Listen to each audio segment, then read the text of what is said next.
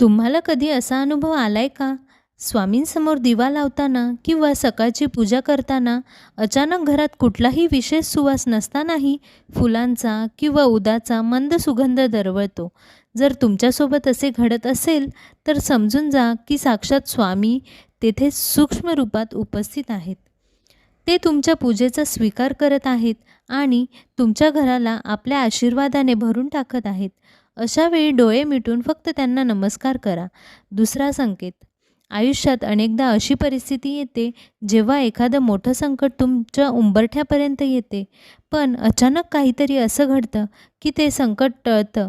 अगदी थोडक्यात वाचता येणं किंवा होणारं नुकसान न होता अचानक परिस्थिती शांत होणे, हे दुसरं काहीही नसून स्वामींचे सुरक्षा कवच तुमच्या घराभोवती आहे, याचा हा सर्वात मोठा पुरावा आहे. स्वामी नेहमी आपल्या भक्तांच्या वाट्याला येणारी दुःख स्वतःवर ओढून घेत असतात. तिसरा आणि सर्वात महत्त्वाचा संकेत.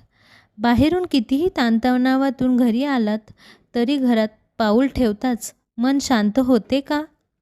जर तुमच्या घरात प्रवेश केल्यावर एक विलक्षण समाधान आणि सकारात्मक ऊर्जा जाणवत असेल, तर लक्षात ठेवा तिथे साक्षात स्वामींचा वास आहे.